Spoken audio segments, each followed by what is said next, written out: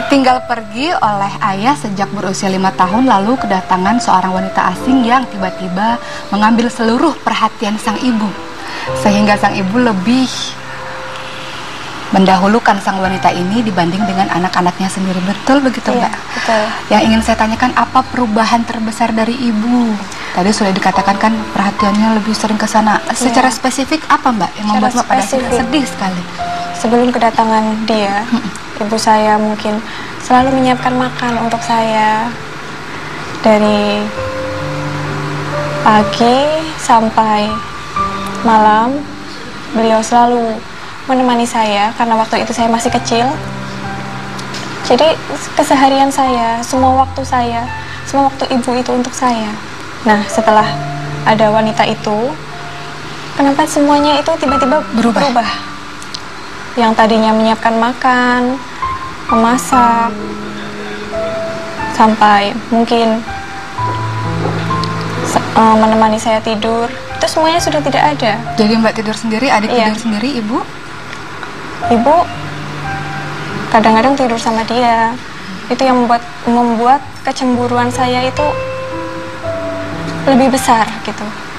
Baik, Mbak Anis juga sempat cerita katanya Mama ketika di depan banyak orang pernah melakukan suatu perbuatan yang sampai sekarang teringat terus, berefek terus. Apa itu? Mungkin saat itu Mama tidak menyadari apa yang Mama lakukan, karena sampai saat ini itu masih melekat dalam ingatan saya, dalam diri saya, dan berdampak sampai saat ini saya sebesar ini. Jadi dulu setiap perkumpulan keluarga gitu, saya mungkin tidak menyalahkan Mama, tapi itu bagi saya adalah kesalahan terbesar Mama dalam mendidik saya.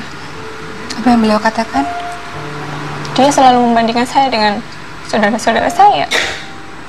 Perbuatan yang tidak pernah dilakukan sebelum kedatangan wanita tersebut. Iya. Baik. Sekarang kita ingin bercerita sedikit tentang sosok Papa. 5 tahun sudah ditinggalkan. Tahukah alasan apa sampai Papa akhirnya pergi? Kemudian pernahkah bertemu dengan Papa setelah bertahun-tahun kemudian? Yang saya tahu waktu saya sudah besar, sudah masuk kuliah. Itu yang saya tahu. Ternyata Papa saya menikah dengan ibu saya itu sudah memiliki istri dan anak. Iya, istri dan anak. Itu yang saya tahu. Mungkin saat itu meninggalkan ibu saya karena kembali lagi ke istri yang pertama. Karena yang saya tahu, istri pertama itu tidak tahu kalau ayah saya menikah lagi dan mempunyai anak. Baik. Pernah ketemu sama Papa? Pernah. Kapan? Terakhir waktu SMP kelas 3. Bagaimana rasanya setelah bertahun-tahun tidak bertemu? Tidak ada rasa apa-apa, seperti orang lain bagi saya. Dia siapa? Bertahun-tahun meninggalkan saya, tiba-tiba kabar? Iya, tiba-tiba saya harus bertemu dengan dia. Dalam hati saya itu, saya hanya bertanya dia siapa gitu. Sampai saat ini saya lupa bagaimana caranya memanggil seorang ayah. Entah. Saya lupa bagaimana saya memanggil dia, dengan sebutan apa saya lupa. Baik, Mbak, sebelum Mbak Anis menyampaikan sesuatu terhadap Ibu, mungkin banyak yang ingin disampaikan. Saya ingin tahu kabar terakhir tentang wanita tersebut. Kabar terakhir? Apakah masih bersama dengan Ibu? Sekarang baru kuliah ya, sudah pisah sama Ibu.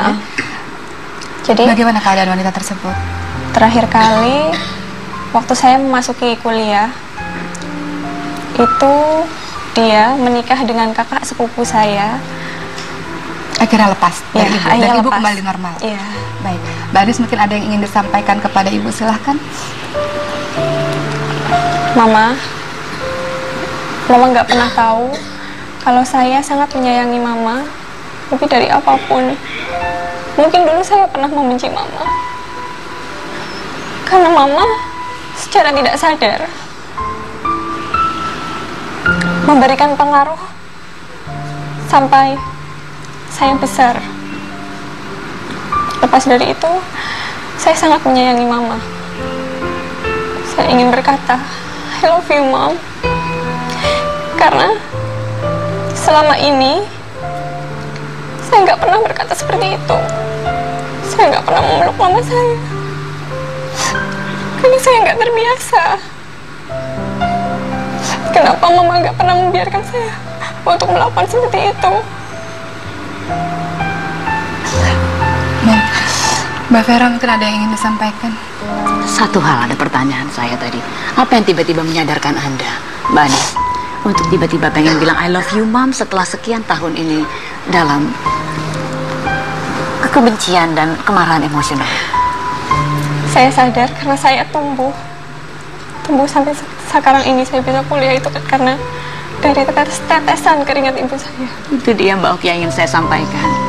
Nggak pernah ada yang bisa memahami betapa berat beban seorang ibu. Nggak cuma melahirkan anak, tapi hubungan dengan suami yang ternyata telah beristri dan tidak diketahui sebelumnya. Jadi ibu Anda pun tertipu. Secara emosional dia pun sakit sebetulnya, terluka. Bagaimana perasaan ibu-ibu yang terluka ketika melihat anak-anak yang hasil pernikahan dengan suami yang telah membohongi? Itu yang pertama. Yang kedua, si ibu tidak dinafkahi oleh mantan suaminya, membesarkan 2 anak hingga kuliah dengan bekerja sebagai seorang pendidik. Luar biasa. Betapa tergerus secara emosional ibu sebetulnya ya. Jadi mesti melakukan menemani anak. Ini pekerjaan yang nggak dihitung loh oleh manusia loh. Lihat ya, nggak cuma berperan sebagai penafkah loh, tapi bekerja secara emosional, nemenin anak, ngasih makan anak, membacakan cerita, ngajak jalan-jalan. Butuh kekuatan emosional yang seperti apa nih gitu loh ya. Ini berat sekali. Apalagi tadi ada anak yang kebutuhan emosinya tinggi atas ibunya. Dan ini yang tadi saya saksikan. Saya khawatir jangan-jangan harapan Anda sewaktu kecil ya, sampai remaja, sampai kemudian kuliah adalah harapan anak-anak yang secara emosional cintanya masih immature. Jadi ngelihat ibu untuk dimiliki sendiri padahal ibu pun punya kehidupan pribadi. Ya, kita nggak bilang bahwa teman perempuan tadi mungkin ada hubungan dengan hubungan lesbian dan lain. No. Perempuan biasanya memang butuh teman hangat, dekat, meskipun itu hanyalah sahabat sesama perempuan. Demikian Mbak Oki. Baik, mungkin Mbak Anis ada yang ingin disampaikan kepada sang wanita tersebut. Silakan, Mbak Anis. Saya hanya ingin menyampaikan, saya memaafkan apa yang sudah Anda lakukan dalam hidup saya, sampai mengubah semua apa yang saya miliki, mengubah kehidupan saya. Saya hanya meminta, Anda mempunyai anak, tolong jangan perlakukan dia seperti Anda memperlakukan saya. Itu saja. Masih ada kemarahan tampaknya. Iya. Baik, Mbak Anis tadi mengatakan sudah memaafkan Mbak Vera. Walau di ujungnya tadi ada kekecewaan. Ada kekecewaan. Ya, ini nanti kita akan bahas ya. Betul sekali. Mbak Anis, mungkin kalau sedikit saya bisa sampaikan, justru dengan skenario hidup orang kan berbeda-beda. Mbak Anis diuji dengan cara seperti ini. Mbak Vera juga punya ujiannya sendiri.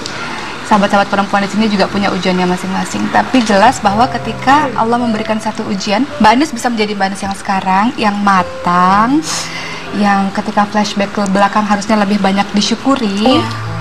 Karena kalau nggak Mbak Anis nggak bisa sekarang. Kalau hidupnya anak terus mungkin jadi lupa sama Allah. Mungkin nggak cinta banget sama ibu. Sekarang kan jadi ibu kembali normal lagi, ada rasa cinta lagi, hatinya juga udah bersih, udah memaafkan.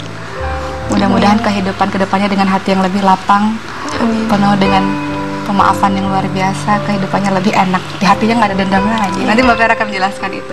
Baik, untuk sahabat perempuan jangan kemana-mana. Setelah ini kita akan membahas salah satu seorang sahabat perempuan yang diselingkuhi oleh sang suami, bahkan selingkuhannya itu dibawa pulang ke rumah.